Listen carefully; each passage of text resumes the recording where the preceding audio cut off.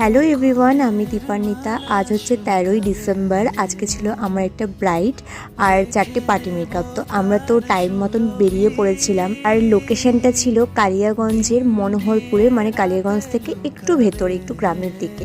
তো আমরা গ্রামের রাস্তা দেখতে দেখতে এখানে চলে এসেছি ব্রাইডের বাড়িতে।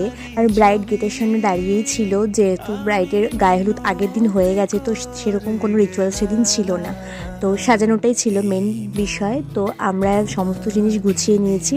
সমস্ত জিনিস গুছিয়ে আমরা বসেছিলাম। আর ব্রাইড নিজে না বসে ফার্স্টে তার বোনকে বসিয়ে দিয়েছে এখানে, কারণ সে বলেছে আমি একটু পরে মেকআপটা শুরু করব, তুমি আমার বোনকে রেডি করো। তো আমি ওর বোনকে মেকআপটা শুরু করে দিয়েছিলাম। বোন দিদিকে রেডি করার পর ফাইনালি ব্রাইড আমাদের কাছে এসে বসেছে মেকআপের জন্য।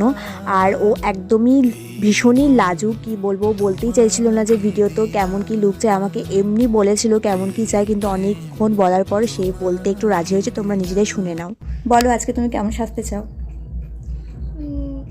তোমার মানে যেরকম আমার ফেসের সাথে যাবে ওরকম, মানে সিম্পলের মধ্যে। আচ্ছা, আর আর বলো।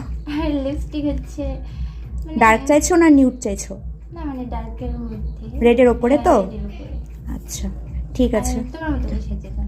আচ্ছা, ঠিক আছে। আমরা তো শুনেই নিলি ও কীরম টাইপের মেকআপ চাইছিল, একদম সিম্পলের ওপরে। আর ও কিন্তু কাজল পরতে চায়নি, সেই জন্য কাজলটাকে স্কিপ করা হয়েছে।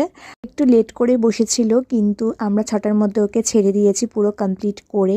তো এখানে ফাইনাল লুকটা তোমাদের সাথে শেয়ার করছি। এর আগে আমি ফটো ভিডিও অলরেডি শেয়ার করেছিলাম, তো আবার তোমাদের কাছে শেয়ার করছি। আর বাকি ছিল 4টে পার্টি মেকআপ, সেগুলো কমপ্লিট করা হয়েছে। আর তাদের ফাইনাল লুকটাও তোমাদের সাথে শেয়ার করছি। কেমন হয়েছে অবশ্যই আমাকে কমেন্ট করে জানাবে। আর ওর কাছ থেকে রিভিউটা আমি অফ ক্যামেরায় নিয়েছি, কারণ অন ক্যামেরায় কমফোর্টেবল ছিল না। তো আমি সেজন্য আর জোর করিনি, যেহেতু ফার্স্টে আমি ওকে একটু জোর করেছিলাম জন্য বলেছিল, কিন্তু পরের দিকে ও একটু মানে কমফোর্টেবল হচ্ছিল না, সেজন্য আমি আর জোর করিনি। ওদের বাড়ির প্রত্যেকটা মানুষ এতটাই ভালো ছিল যে আমাদেরকে প্রথমেই বলে দিয়েছিল যে না খাইয়ে ছাড়বে না, কিন্তু আমি খাওয়াটা খুব একটা প্রেফার করি না, কিন্তু এতবার করে জোর করেছিল।